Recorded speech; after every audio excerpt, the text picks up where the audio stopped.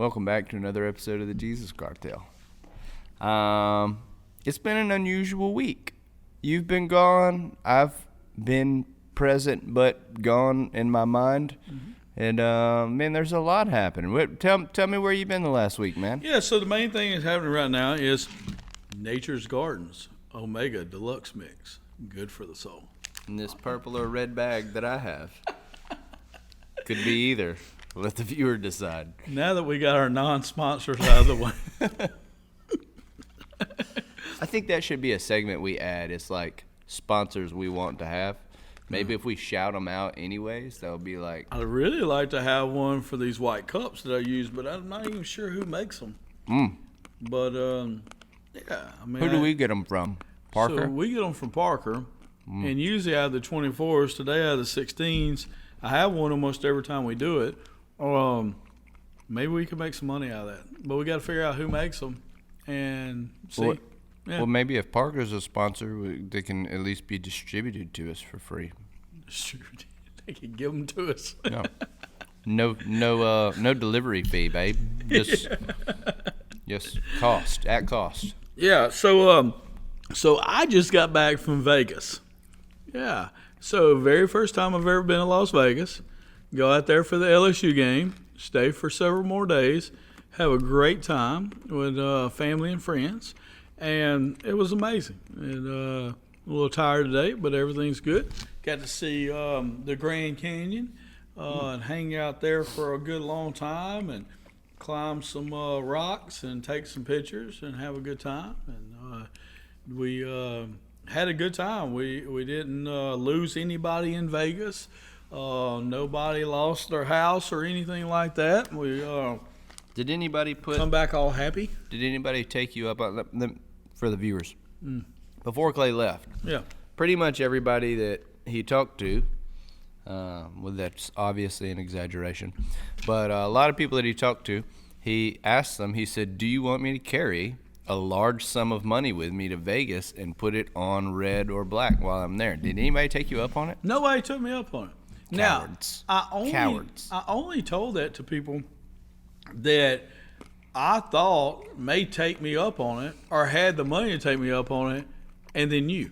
And so that was it, And so I told it to people that I really thought was going, give me some money to do it. Clay, take this Blockbuster gift card and put it on black. That's all I have to my name. Oh, goodness. If you ever steal Andrew's wallet, you're getting a Blockbuster gift card. That's right. Yeah.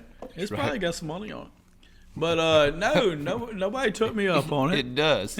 I had just heavily invested before they shut down. I have a lifetime rental card. Oh, goodness. Here we go. No. But no, so nobody took me up on it.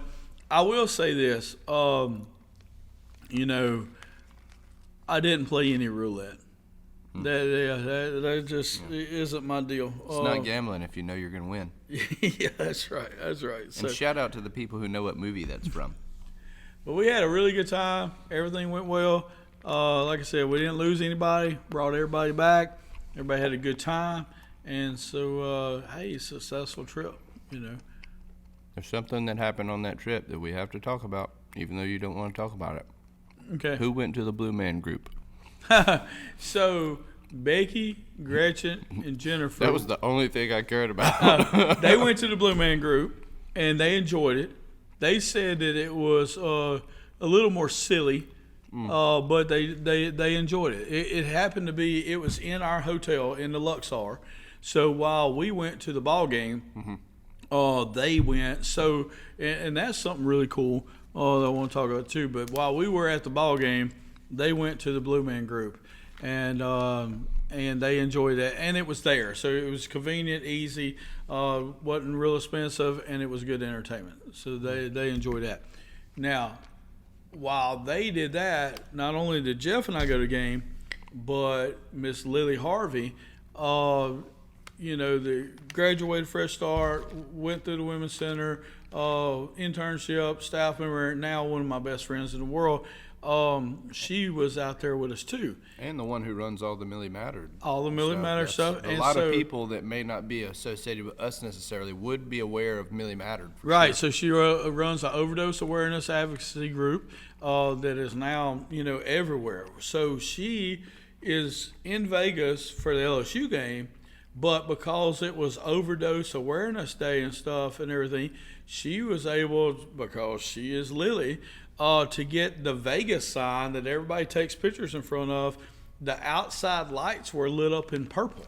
Because of that. And so that happened on Saturday. And so we didn't get in there till later. But so she had that. Well, then one of our graduates that actually listens to Jesus Cartel all the time, I hadn't told you this because we hadn't seen each other yet, but he contacts Lily when he finds out, and he goes, hey, I heard that are you going to be in Vegas? And she was like, yeah. And he's like, we got to get together, and because he had heard about the overdose awareness deal and all that. And he said, I'm going to be in town.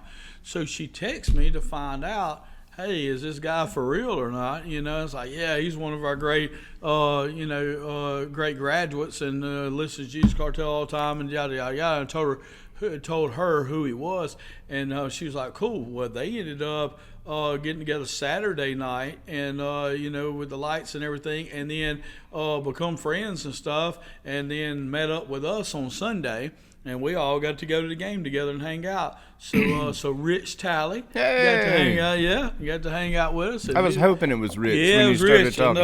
and he's working in Arizona, and so he drove about 4 hours.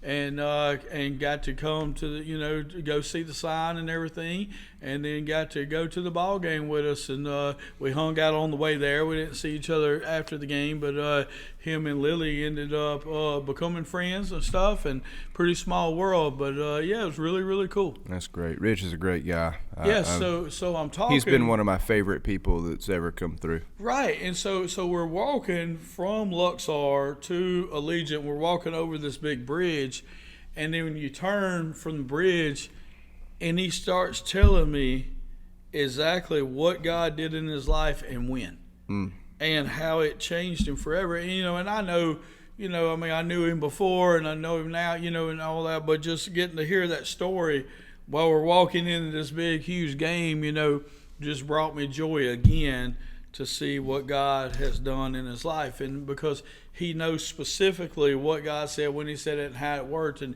his life just changed forever. And it's pretty amazing. So here is Jeff and I, two of the guys that helped start Fresh Start, wrote the policies and procedures, become, staff members, right off the bat, administrators and stuff.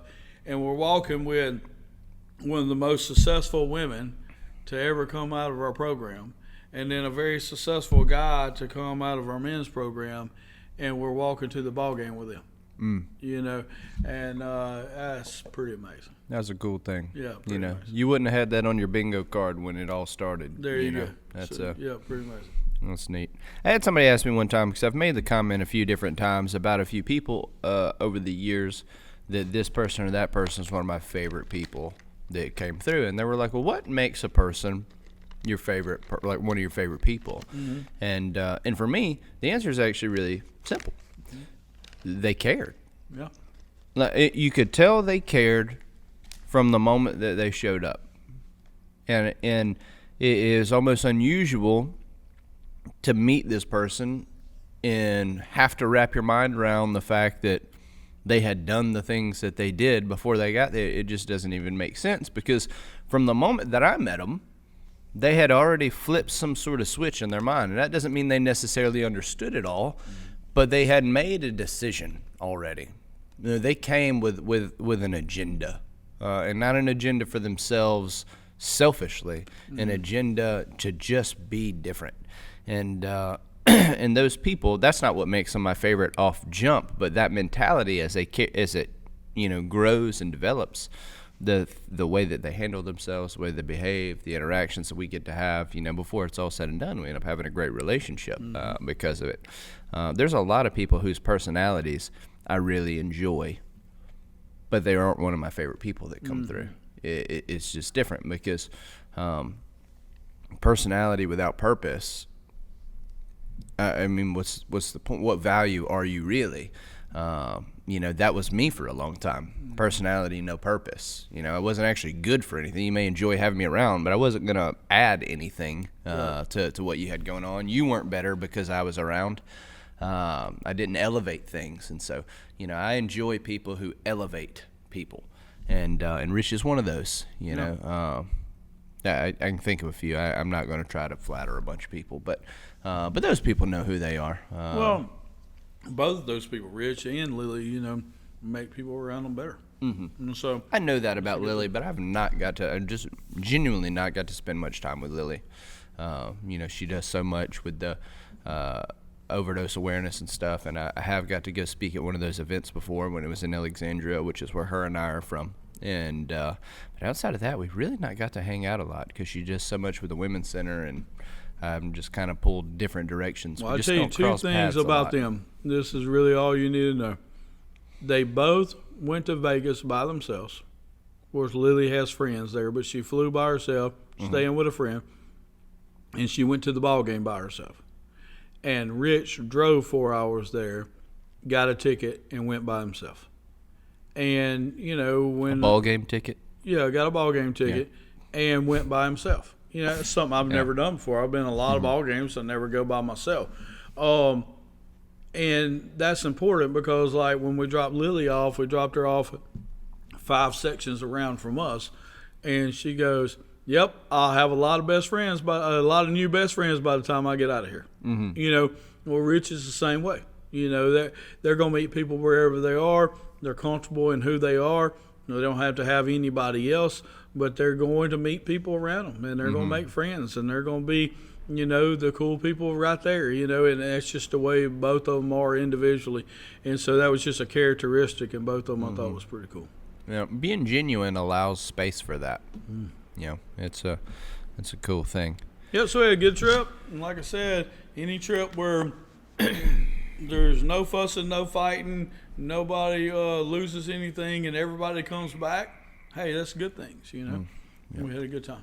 Well, we have been moving. Yes. Ever since you left. Heard. It has been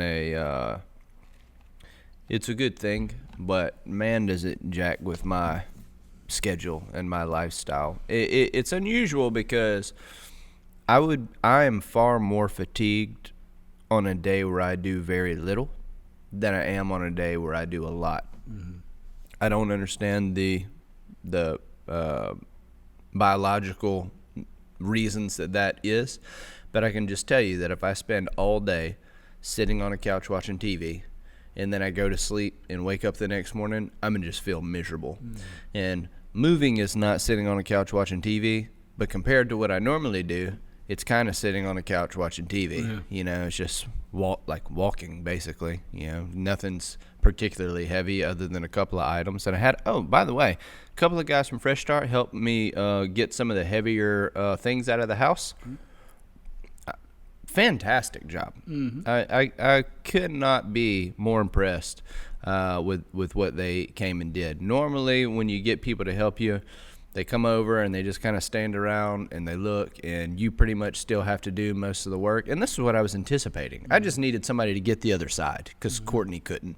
And so that I was really looking for one guy, and we'll get it taken care of. Well, it was Labor Day, and so work was sparse around. Mm-hmm. And so Jimmy sent a couple of guys, and I'm just so pleased with the work that they put in, Junior and Nelson, and they did good, huh? Oh, did they, man? They went in there, they started picking up stuff where I told them to pick it up. They didn't complain about how heavy it was or awkward, because that's the hard part of moving. It's not usually heavy, it's awkward, and those were heavy and awkward. And man, they just came in and they worked, and I want them to know how proud I am of them. And we got a lot of guys like that right now. We got a really good crew of people at Fresh Start right now. Yes. And these are the fun times. They're not always fun. Right. I think that we can acknowledge that there's times the center is in such a condition that we're just like, waiting for this to pass. We're trying to do our part to help it pass, but it can get can get difficult. It is not difficult right now. No, it's not. And that's kind of the staff meeting we had the other day is, don't take it for granted. Go ahead and, move forward, because you're not having to do the bad things right now, because you're not having to do that much discipline and change and that kind of stuff. So make sure that that we're not having to do that, that we're doing the positive things. You know? Sometimes you get so having to react to certain situations, but right now it's one of those times where we just need to be pushed forward to be proactive, because the center is really good, and we want to make sure that we pour into them as much as possible. Yeah, and this is the time to make advancements. That's right. When you have difficult circumstances around you, it's very hard to advance. What you're really trying to keep from happening is regression. That's trying not to move backwards. But when you have positive circumstance around you, this is the time to build. It's like if you got 2 jobs that pay really well, this is your time to invest. Yep. You know what I mean? But then you lose one of those jobs for whatever reason, you can't keep investing.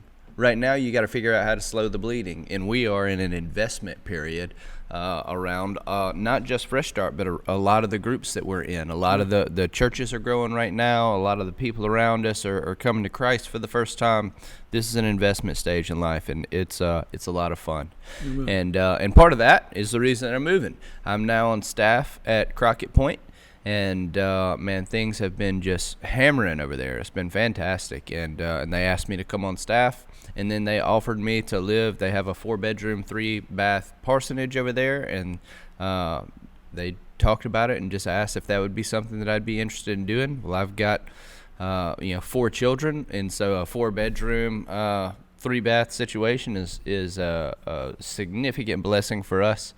And, man, it's just been awesome. And so we've been moving stuff, and it's been raining every day pretty much since we started moving stuff. And so that's been super, super cash money. So that's a big deal. And so you've been serving at Crockett for, about 6 months now? Probably. Something like that? Yeah. And now able to come on staff in a more official capacity, but already been serving and doing those things. We like to see people go start serving, and then if there's a position open up or whatever, then look at that. You know, so just so y'all know, watching at home in the church world, we like to see people that volunteer to do stuff, and then go from there. And so you're volunteering, and the spot opened up, and able to go ahead and start in that spot, and then now become official. So that's really cool. That's right. I think a lot of and I'm not saying this to boast of myself, I've done it wrong a lot. And so now, I've been on the other side of this mindset for many years. But I wasn't always. And so there was a lot of times in myself when I was younger, and I see this all the time in other people, is that people want the promise of blessing before they're willing to start serving. Yeah. You know what I mean? And instead of serving just to serve, and that was a conversation, Courtney and I had, because, anytime we do anything, we don't do it for blessing, but you always just hope that something good's going to come out of it. That's always how you give a homeless man money. You're not doing it for but you hope that something good's going to happen there. And so, for us, when we started serving there was no promise of anything, but there was hope. There was hope that maybe there'd be opportunity or something to step into a bigger role, or you don't really know. You don't even know what that's going to be shaped like. Right. Honestly, it might have been an opportunity to pastor a different church. As a matter of fact, I got a lot of those phone calls. Right. Those were definitely opportunities that happened, and so. But you can't wait for those opportunities to decide what you're going to do. It's not. Working for the kingdom is not work that's out to the highest bidder, or it shouldn't be, and it's one of the things I've had the biggest problem with in life. It's like, how often do you see a pastor get called to a bigger church with more finances? All the time. Every time. All the time, man. I think I only know personally of one situation ever where a pastor felt called to step away from his big church and do something small and intimate. I literally only know of one situation my whole life. Every other one has been the other direction. And I'm not saying that none of those things were genuine callings. I'm not saying that. But I am saying not all of them were, for sure. Right. I have seen many times a pastor be in the middle of a fruitful, blessed ministry and abandon it for financial prosperity and the potential to something different. And I'm not saying that there's never a time that the Lord does that. I'm absolutely not saying that. But I can tell you, I know for certain some of them were not. Mm-hmm. And you could see by the fruit of what came later. We have hindsight to thank for that. And I've got to talk to some of those people about those things, and they'll tell you that was the biggest mistake that they ever made. And they'll tell you that it wasn't God's calling, that they saw an opportunity to end, and it happens. I'm not throwing a rock. It does happen, but I mean, we just need to be wary of those things. And so my wife and I were talking in this situation. No promise of anything, really no rumblings of anything while we're having the conversation. And she's like, "Well, what if nothing does happen? What if nothing does materialize?" And it's like, well, then nothing materializes. We're going to keep serving here. This is where I feel like the Lord has called us. We're going to keep serving here, and we'll figure the rest of it out. I don't know. I don't know what the answer is, but I do know that our service here isn't dependent on whether or not opportunity materializes. And usually I can point back to those moments as the moments where opportunity starts to materialize. Mm-hmm. And I think the Lord just honors those states of your heart, or those conditions of your heart, when Right. You're just like, hey, I'm in this for the kingdom. Should something happen, so be it. That's awesome. That'd be a huge blessing. Should something not happen, that's not why we're here. Amen. We're not here for what I can get out of this. And so I say all that to say it has turned into a massive blessing. Amen. And we as a family are just ecstatic to the people at Crockett Point and to the Lord. He's always been faithful, and we went through a pretty trying time. Not trying so much. I mean, it was trying for a lot of different reasons. You got there's a lot to figure out, and trying to figure out how you're going to stay afloat in the midst of some of those difficulties and stuff like that. But the real trial of it was it's always people. It's like I heard a lot of things about myself in the last little bit, and it's I don't get my feelings hurt, but man, it's just a bummer, because it's like you realize you just don't have the relationship you thought you had with certain people, and it's like, golly, man, I really like them, still do actually. Right. And you find out that they maybe didn't quite have the same opinion of you, and that's tough as a family, because it's like, we raise our kids with these people, and there's just a lot of, and we're not angry or upset. Just make that clear. That's not, but we also don't want to put our children around people that have a negative opinion of their parents. That's just not a lot of wisdom there, because those things typically get fed into, like, as if someone doesn't like me, they typically are having those conversations around their children, maybe not to their children, but around their children, and that stuff it always kind of finds its way around, and so you just hate it, man. You just hate it, but we're turning a corner. Amen. Everybody's turning a corner. The other day,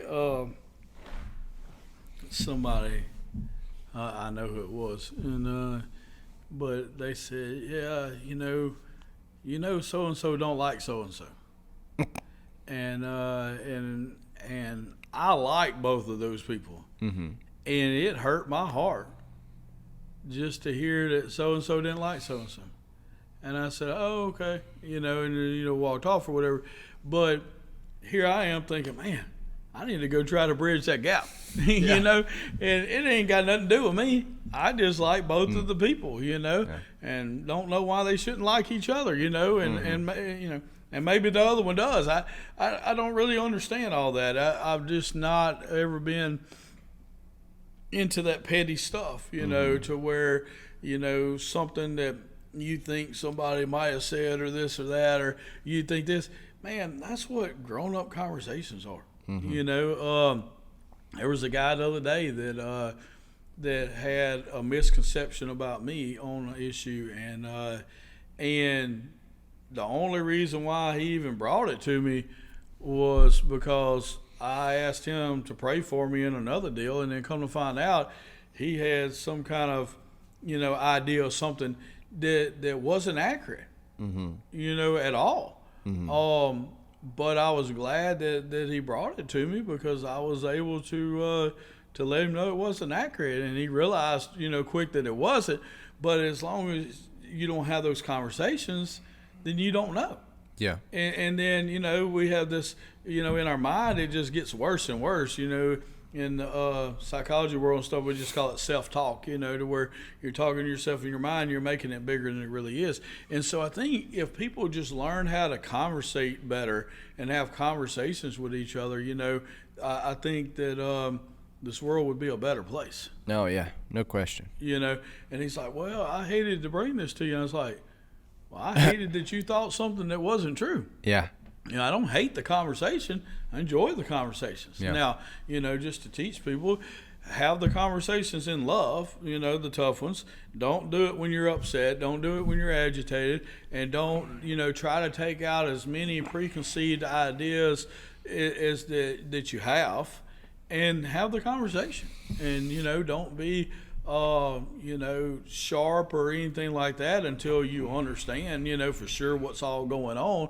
And then once you have the whole story of everything, then if you need to offer rebuke or advice or whatever, then give it, but have the hard conversations. Just have them in the right way. Yeah. And have them quickly. Yes. Don't give these things time to grow and develop, and your opinion to people to shift and stuff like that.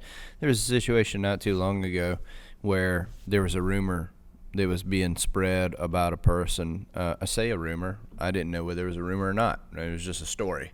And they're like, man, that's not good. That's not good. I was like, well, have you talked to him? They're like, no, I hadn't talked to him yet. I was like, let me get off the phone with you. And they're like, okay. What, is everything okay? I said, I'm about to call him. Right. And they're like, well, don't do that. Don't. Yeah, I'm like, what do you mean? What do you want me to do? You just gave me some horrible information that, if true, has some seriously negative implications for someone I care about. Yep. I'm about to call them. I won't tell them you talked to me if that's what you're worried about, but I'm calling them.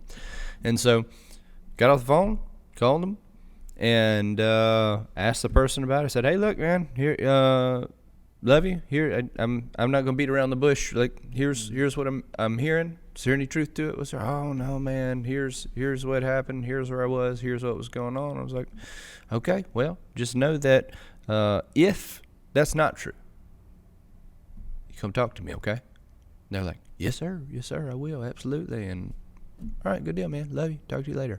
Hung up. Called the person back. Hey, just talked to him. He said it wasn't true. Now, what if he's lying? There's nothing I can do about that. Right. But he knows that I care about him, and if he is lying, when he does decide that he's going to come talk to me, not you. That's right. And because you have made that relationship. Yeah, and he knows you care. And you're making it worse. That's right. By calling people and telling them about it instead of trying to help them. And so, yeah, it's just a whole different situation. And so, yeah, and so do it fast, and have the least amount of conversations with other people leading up to that as possible. That's right.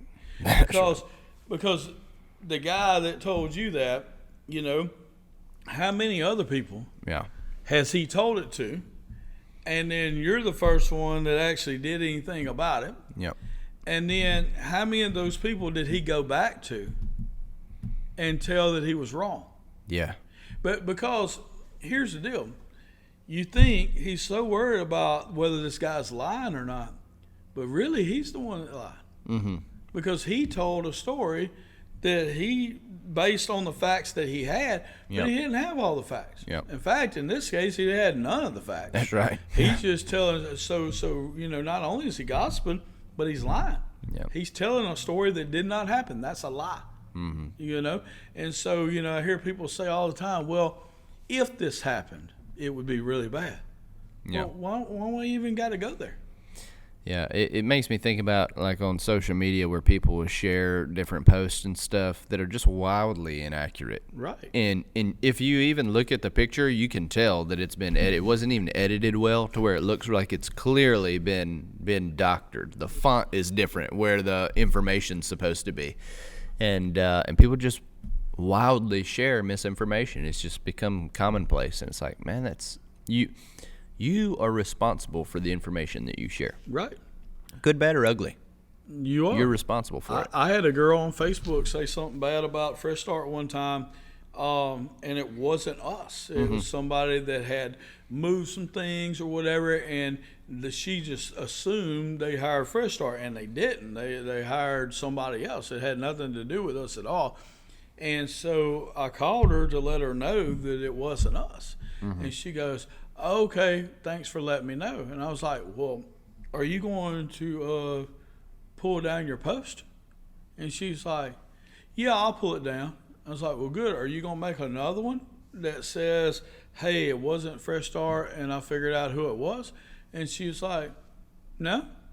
I'm like, but you just put us out there and told everybody that we did something that we didn't do. And here was her response. Her response was, well, people say wrong things on Facebook all the time. That's tough. You know, That's tough. so that's the world that we live in. You know, we don't even have to apologize for something we put on social media because people put inaccurate stuff all the time. That's weird. Praise God. Praise the Lord. Praise God. So, hey, look. What are we talking about today? Man, I'll be honest, I felt like that was some very viable information for a lot of people, man. That was good stuff. I got a random little get to know you segment question. This one will be a quick in and out. This is not a big deal. There's something in I want to say in the gun world. It's really not necessarily in the gun world, but it's called an EDC or an everyday carry. And if somebody asks you your EDC, they're basically asking you like, hey, what gun do you carry on you? Like, what do you keep on you? Outside of the gun world, we still kind of have an everyday carry. Okay. We kind of just have some things that we always take with us. And I'm curious, so mine kind of stays in my car. I'll lead in so that you kind of understand what I'm saying. So there's some. I've never heard of. Sure, there are some things that I'm always gonna have on me. In my Jeep, I've always got a bag of tools. There's a backpack full of like really random tools. A lot of them are just kind of like screwdrivers, ratchet sets, stuff like that. I also got some like a small little foldable shovel. I've got lockpick sets. Not because I'm a criminal, but because people get locked out of places a lot, and different things like that. And I've also got like a medical bag. I keep a medical bag on me at all times. So if anything happens, heaven forbid, somebody needs a tourniquet, I got a bunch. Roll up on a bad wreck or something like that, or we just had another school shooting, situation. You never think you're going to be in those scenarios, but you might be. And so I keep a medical bag on me, CPR stuff, all kinds of just little stuff like that. Those are two things that always stay in my bag. I kind of swap between various forms of weaponry and stuff. Those aren't. There's one particular one that I keep on me that's pretty consistent. Outside of that, I change around some of the other things that happen. But that's those are kind of things that I keep on me every single day at all times. I'm gonna have that tool bag. I'm gonna have that medical bag, and then I have like a weapons / emergency bag. It's not a bug out bag because that's really an unrealistic situation. If you're familiar with bug out bags, it's basically for somebody that didn't know, it's like if you needed to take a backpack and go hide in the woods, but it's like, I got a wife and 4 kids. I can't just grab a backpack and abandon my family and go hide out in the woods. But yeah, so those are some things that if you look at Andrew's vehicle or near Andrew's proximity, those things are always going to be around. I'll move them to my wife's vehicle when we travel. So what are some things? What are some things that you just kind of keep around you? Are you just a classic phone, wallet, keys kind of guy? Or? No, yeah. So I'm carrying a wallet Well, I have a wallet in my car right now because my kids bought it for me for Father's Day. Oh, nice. Not a wallet fan. What's a wallet fan? Does that keep your behind cool when you wear it? I don't carry keys. And I don't do all those things you were just talking about. Yeah, I did definitely know that. So here's what I am. I carry a Glock and a form of payment. That's it. So in my vehicle, as long as I have my pistol and a form of payment. I like to have two forms of payment because you never know how credit cards and stuff do. Sure. But if I have a hidden $100 bill and any debit card, credit card, and my Glock, I'm completely good. I can go anywhere in this country, go anywhere I want to go, do anything that I want to do. I have sunglasses, but I don't really carry sunglasses. I don't have any go bags or emergency bags or anything like that. I usually do have my passport in my car somewhere just because I use that as my identification most of the time. You know, I don't buy anything that you had to have an ID for. But I do go places that you had to have ID, you know, because I travel a lot and stuff like that. So I got used to keeping my passport. But really, I'm really light. We flew to Vegas. Everything went in my check bag because on this flight we had free check bags. Yeah. So I had a bigger suitcase. Everything was in there. Everything was in there. The only thing that I carried with me was my passport and my phone. Yeah. And one form of payment. Nice. And that was it. So when you take everything out of your stuff, that's it. So I travel light. So so even in my car, I get my car cleaned up, try to keep it clean and stuff. But if I have my pistol and a form or two of payment, I'm good to go. And that's why I asked. So Clay and I ride together to shoot this podcast most weeks, and I notice that the dynamic of our vehicles looks very different. You know, is your trunk clear usually, or do you have some things that are normally back there? My trunk usually has what Becky puts in it. Okay. So she put 3 bags of clothes to go to the thrift store in it. What, 6-8 months ago? About 2 months ago. And they're still in there. That was funny. That's funny. Yeah, I don't try to keep too much. Yeah, sure. Hey, and I can understand there's a massive benefit to being light. I totally understand that. I just I'm kind of on the other end of that spectrum. I don't have keys. Well, we're talking to everybody. I don't lock my car. And I don't carry keys to Fresh Start. I don't lock my car, and I keep $10,000 cash in there Right. under the seat in case of emergencies. That's exactly right. Yeah. And I just feel like, man, if somebody steals it, you know, that's on them, and not really on me. I don't have a go bag in there that they can go steal, or you know, or a shovel or anything like that. And you'd be surprised how often that shovel comes into play, brother. Hey, look, and I understand, and I agree. Yeah. I just feel like if I got my phone, I can call somebody, and if I have a form of payment, I can get anything I want. And if somebody tries to mess with me, I have a gun. Yeah. Now, my only issue is I would really like to pull out my gun way more than I do. Man. The temptation. Oh, my goodness. It's almost – I almost had to quit carrying it because I feel like I'm going to get in trouble. You know, when somebody thinks that you cut them off and they, you know, shoot you the bird or whatever, I just want to show them my gun. Yeah. And lots of times I want to just show people my gun. And so I need to not do that. I understand what you're saying. The other day they went up in price on M&M minis at Walmart, and I was like, somebody needs to pay for this. At least show it. Yeah. They need to know how disgruntled I am right now.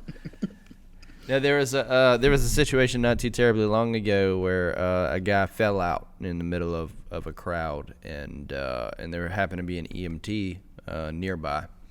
The EMT, you know, is trying to sort through the situation, and I'm not somebody who tries to put myself in the middle of everything. I want to be close enough where if somebody needs help, I can hear that they need help. But I'm not trying to be the star of any of those kind of shows unless I have to be. And I just hear the guy say, God, I wish I had a pulse ox. I was like, I got one in my Jeep. You want me to go get it? He's like, are you serious? I said, yeah, it's right out there. I'll go get it. Just casually walked in with, some random medical equipment that I'm not supposed to have. And I say not supposed to. It's not illegal to have. It's absurd that I would just have one on me. And so it was able to assist him in how to proceed in that situation. And so the other day when Becky cut her finger, I think we talked about that, but when she cut her finger. Clean off at the base. Yeah. Cooper goes to his We truck. call her Becky Nine Fingers now. Cooper goes to the truck and comes back with a first aid kit Attaboy. that I didn't know he had. And Becky, was like, hey, look, the adults are doing this. What you have isn't good enough. We're going to the emergency room so that we can get real stuff, from a real place. Oh, this is about to be awesome. I can already tell. So we can drive to the emergency room, get in there, and basically they pull out a first aid kit. Same first aid kit. Same box, same everything. And everything that they used from that point forward besides the deadening shot Cooper had in his truck. Yep. And I'm like, yeah. If Cooper, she's like, they're going, hey, it's got to have stitches and this and that. And Cooper's like, well, I can't do stitches. She's like, I know. And then next thing, they didn't do any of that. Yeah. Basically, we could have done it at the house. Praise God. Yeah. Praise God. I had a. It would have hurt a little worse. Two things. One, it would have hurt a little worse. I just pictured that in my head. One, if Cooper would have had a gun, he could have done the first aid right there. Yeah. If he'd have showed Becky the gun, she'd have let him do the first aid. Well, I can definitely tell you he had a gun. I have a buddy of mine. Yes, that was a mistake. You got to show the gun more often. If you even think you need to show the gun, Cooper.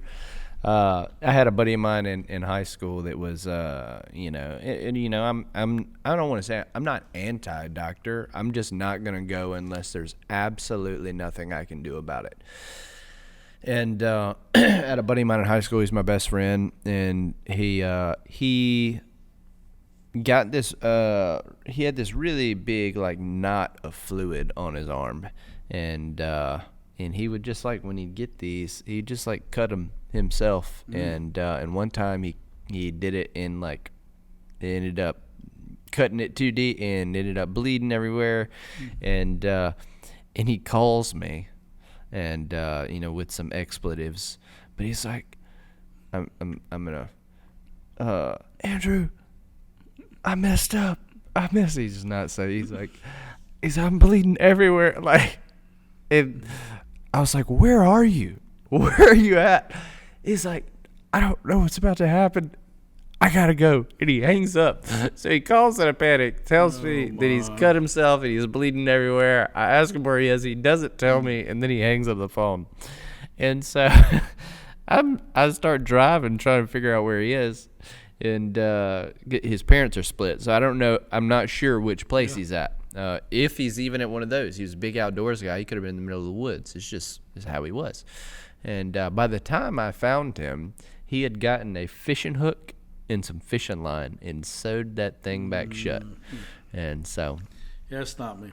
Yep. Hey, have y'all ever been to the grocery store hungry? It's a terrible idea. Yeah. It's like rule 1, don't do that. Right. And then you buy way too much, and then you can't even eat it right then anyhow. You got to go home. Now this is about to pivot. I can feel it. Well, it's the same way with me and Andrew. We haven't seen each other in a week. So I have no idea if we even have a topic for this. We have a topic. We have a topic. I don't know how much time we have spent, but we're just catching up. So I hope y'all enjoy that. There's a lot of time. So here is the topic. Here we go. Since you want to rush everything. All right. You got to let things marinate a little, okay? Judging people. Okay. It's a conversation that gets brought up all the time. It's also the worst tattoo that I've ever seen. Only God can judge me, right? It's a common mentality that a lot of people carry. But we see judgment being talked about in the Bible, both on the you should do this and also kind of the you shouldn't do this. There's scripture that tells us, judge not lest you be judged, or the measure in which you judge others will be measured unto you. There's also scriptures that tells us that you will know people by their fruit. And so you have a responsibility to inspect the works of people and the way that they're living their life to make a determination about whether or not these people are believers at all. Those two things can seem to be contrary beliefs. Now we know, or we believe as Christians, that the Bible does not contradict itself, that all the truths, though difficult to understand sometimes, are still all woven together into just one truth. And so the question is, what's the difference between good forms of judgment and bad forms of judgment? Like, what can I do? What can't I do? How do these work together? What does that look like? Yeah, so when you first say, "Hey, we're going to talk about judging people," or whatever, the first picture that came to my mind is Simon Cowell, or whatever his name is. Because he's even got commercials now where he's judging how people make pizzas. Yeah. And then the second thing comes to my mind is a local judge. Because we had to deal with that a lot at Fresh Start and everything. And then the third picture, that came to my mind is God as the judge sitting on the throne. And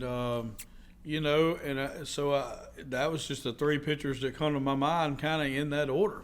And so I think that's just things that we have to navigate through. We do have the people of the world judging your every move, what you say, what you can say, what you can't say, how you react and everything. And then you do have the authorities, that we're under that judge you and everything. And then there's so much worry about God judging you at the end and condemning you to hell, So I think that we deal in those three areas. Like I said, it's the first time I've heard the topic, but we deal in those three areas so much in life that I think it's, everybody's so worried about getting judged, don't judge me. Or, I hear people say that all the time, well, now don't judge me, but this is what I think, so I'm fixing to say something that you may or may not agree with,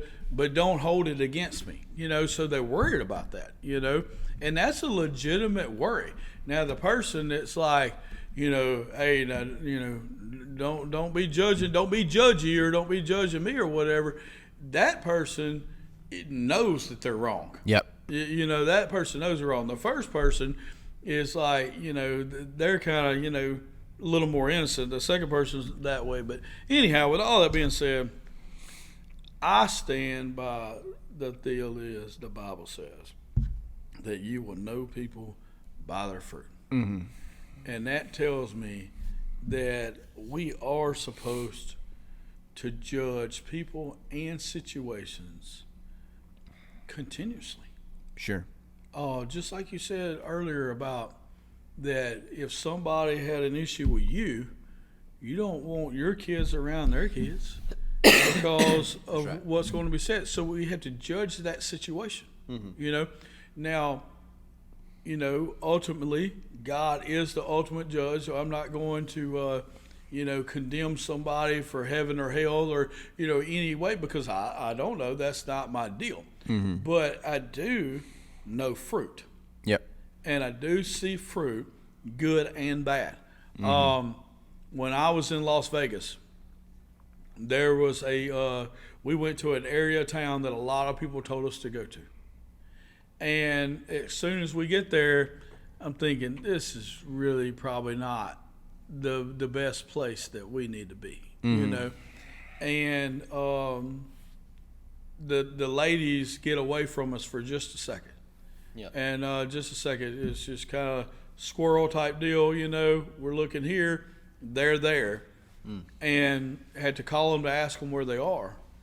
And they're fine, but I can't see them. And in just a short amount of time, I'm not happy about the situation. Yeah. It was only a couple minutes. They're fine, 100%. We just can't see them. through the people. That's all it is. Nothing's wrong. But I'm judging this situation and judging these people around here, and I'm not seeing the fruit that I'm looking for. You know, I mean, this is broad daylight. Everything's fine. It's just a place I've never been to before. Can't see the women that are with us. Yep. And so, you know, I'm in that situation, and I go into that mode, and, you know, people are trying to talk to you on the street and this and that, and all I'm trying to do is get to my wife. So, you know, we get to them. Everything's fine. They didn't even, you know, to them, nothing's wrong, you know, and really nothing's wrong. But for me, I'm judging this entire situation and figuring it out, you know. And so I come to the conclusion that, hey, it'd be better if we wasn't here. Yeah. You know, so we left that situation. We didn't wait on something to go wrong. Yeah. We didn't wait on the, you know, bad things to happen. You know, well, stuff goes wrong, then we'll let you know. We didn't do any of that. We judged the situation, made an assessment, and made the best choice of what was right for our family. And we left and went to another situation where we were a lot more comfortable. Now, I do that around people and stuff too. I hang out with people that and minister to people and visit with people and all that I wouldn't let my wife and kids hang out with. Sure. Because I'm doing it for ministry. That's right. You know, and I'm comfortable enough in myself that they're not going to influence me in a bad situation or anything like that. And I want to minister to them as much as possible. But I'm not going to have them over at the house and be around my wife and kids and stuff. Yeah. Even at the Grand Canyon, you know, we're on an Indian reservation. There is no ropes and stuff. You can literally walk as far out as you want to. You can just walk off the cliff and walk and just die. I mean, there is no boundaries. There's a sign every once in a while that says stay 5 feet from the edge, but there is no security. There is no ropes. There is no anything. Well, Becky and I aren't real big into, you know, those thrill type deals. So we don't get anywhere close, you know, to the edge or whatever.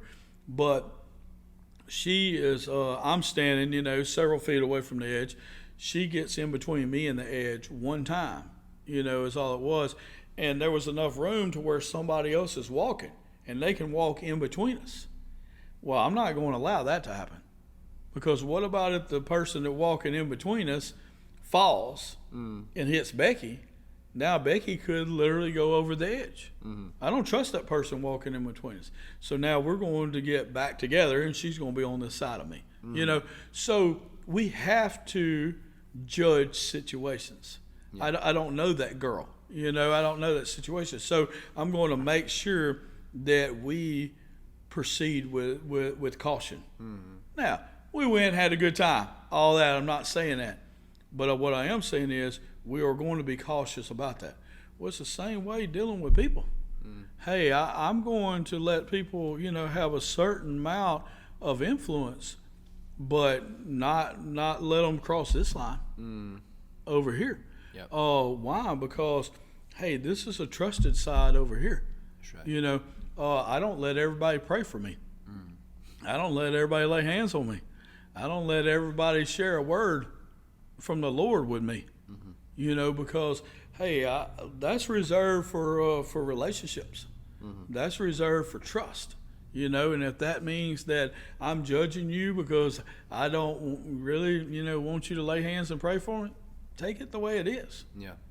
Now, you know, it's kind of like you were saying about, you know, Rich and having, you know, favorite clients and stuff like that. They're not your favorites because they have great personalities. Yeah. They're your favorites because of the joy of the Lord is flowing out of them. Yeah. You know, hey, man, you got somebody with the joy of the Lord flowing out of them. Hey, we can hang out all day. We can pray. We can lay hands. We can do whatever. But when somebody is not showing good fruit in their lives, then I have limited spots for them in my life. Yeah. And if you call that judging, it is what it is. Yep. No, I agree with all that, man.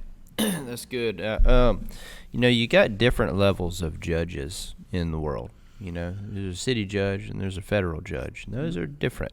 And a city judge does not have the authority to step into federal matters. You can't walk into federal court and decide that you're going to be the judge for the day and see what happens. It's not what happens. And so, you hit on the fact that, you don't have the ability, nor do I think that you want to possess the ability to eternally damn people. That's not your call. And so a lot of times when, Scripture's talking about not judging people, what it's saying is you're not the one who gets to make the ultimate determination of how this is going to go.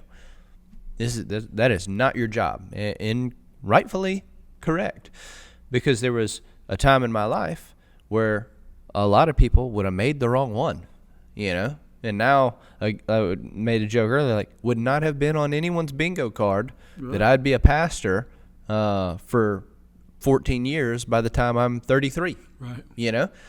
Wouldn't have been on my bingo card either. No fault to anybody else. I'm just saying, if we make those eternal judgments on people, you have no idea. Right. You just have absolutely no idea. That's not your call. But making a call of the current state of someone's heart so that you can make the best decision for kingdom matters, that's a wholly different thing.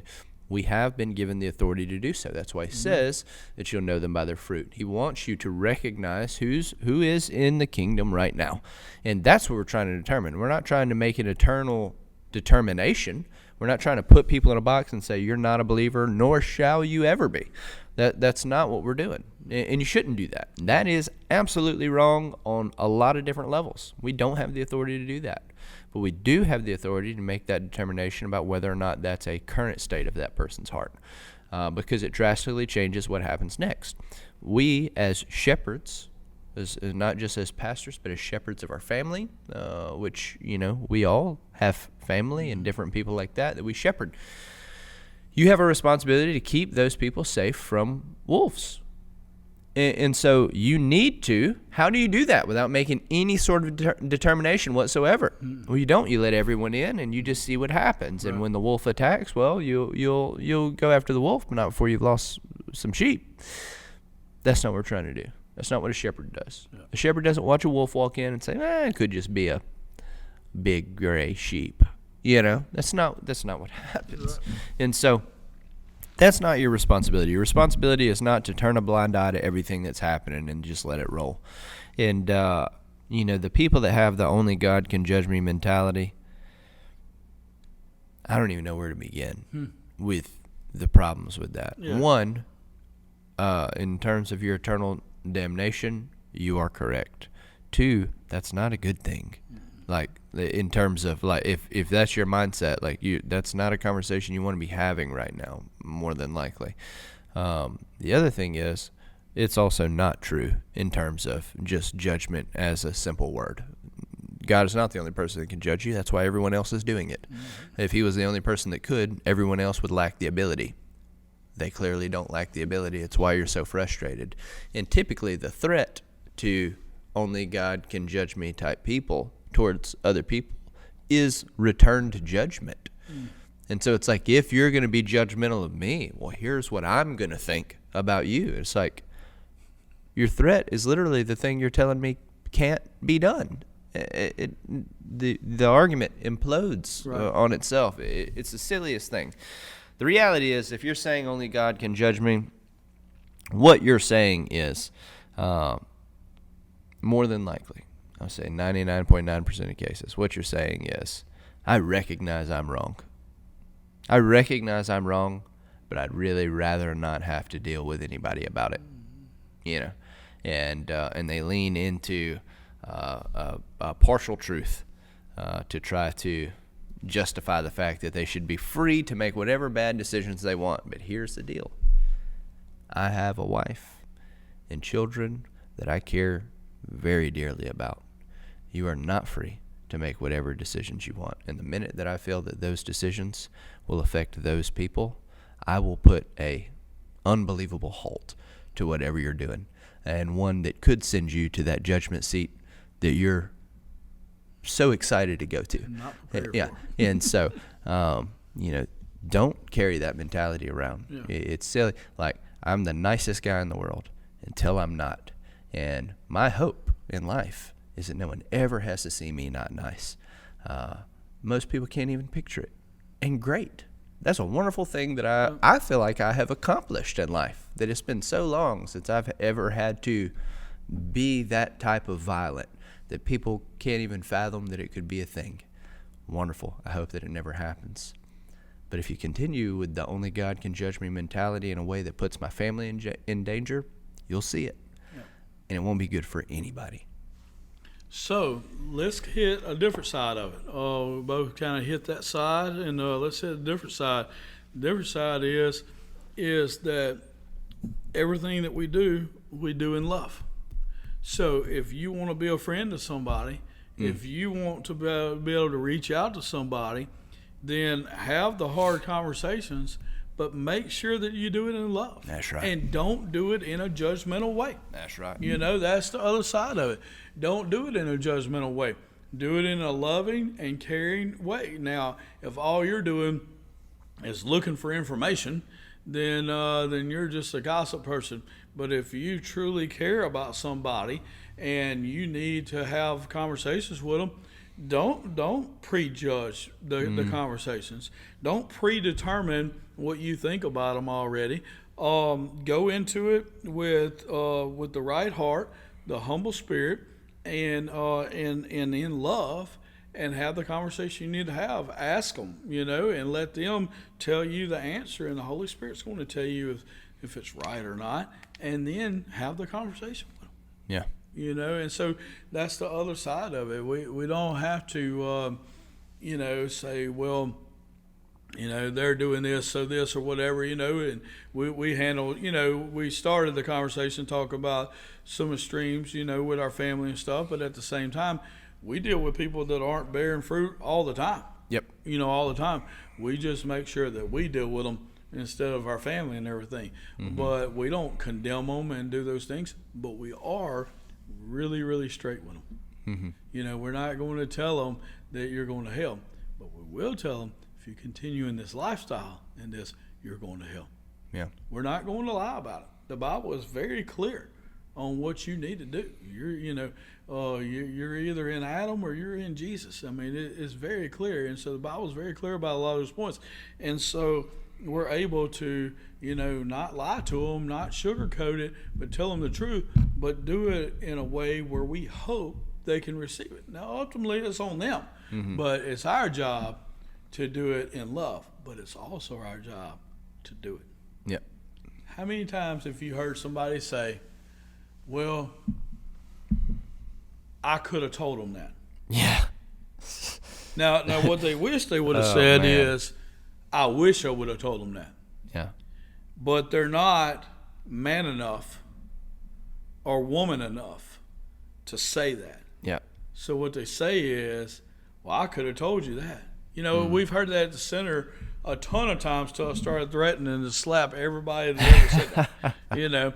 Somebody gets kicked out at the center and people's like, well, I could have told you that. Saw that coming. I was like, man, why didn't you tell us? Yeah. Or why didn't you tell them? Or why didn't you go to them? Or why didn't you do anything other than try to play Monday morning quarterback? And so at the same time, if you have this information that can help somebody. I mean, I just talked to a guy this morning that's smarter than I am about some investments.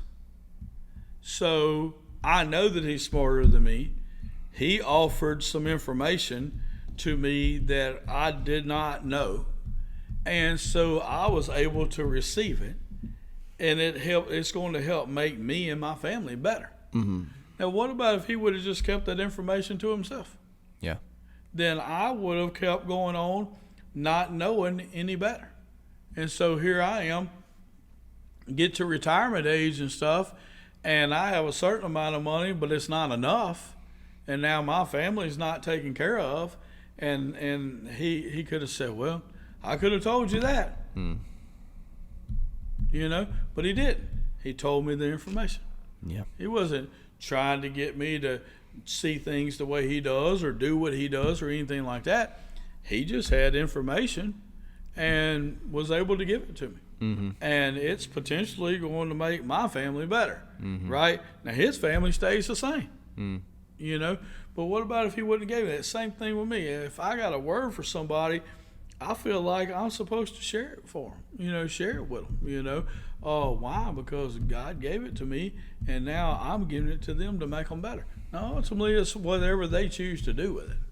You know, but something I did want to mention when we talk about you're known by your fruit. You know, it's a very famous verse in John 15:5, and you know, it says, "I'm the vine, you're the branch. If you remain in me," you know, and so we know that verse. But before that, is Jesus is the one that's speaking that. It's a parable, and before that, in verse 1-4, Jesus basically says that he remains in God, and that God cuts everything off of him that shouldn't be there. And so before he says remain in me, he talks about the pruning process that he has had with his Father, with God. Now remember, Jesus was tempted in every way, but he knew no sin. So God didn't cut any sin off of him. He just cut things that weren't being as productive as they could have been. Yeah.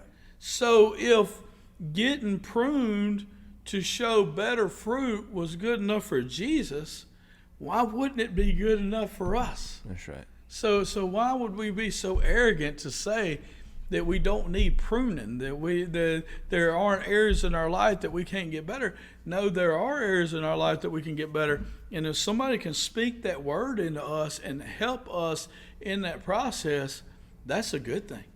You know, that's a good thing. Now, the opposite side of that is when people say that how terrible their life is, and it's always going to be terrible. Yep. Hey, well, it will be with that kind of attitude. That's but right. It doesn't have to be that way. We can literally grow and walk with God from glory to glory to glory, and grow and keep continuing to cut off areas of our lives that need to be better, and keep pruning and getting better, and keep walking with God and bearing more and more and more fruit. We can literally do that. But if we have an attitude that we can't judge people and people can't judge us, then we're closing ourselves off from getting any good advice. We're closing ourselves off from getting better and bearing good fruit, and we're also closing ourselves off from ministering to other people. That's right. It's pretty selfish. Yeah, I agree. Hey, look, man, I feel like you wrapped that up really well. Come on now. I don't think there's anything I could add to that that would be more beneficial. It'd just be me talking, saying the same stuff. And so, you got anything else? Man, I thought we did good. Yeah, you always do. Yeah. And I appreciate that about you. Amen. Yeah. Hey, I'm good. You good? See y'all later. Love y'all.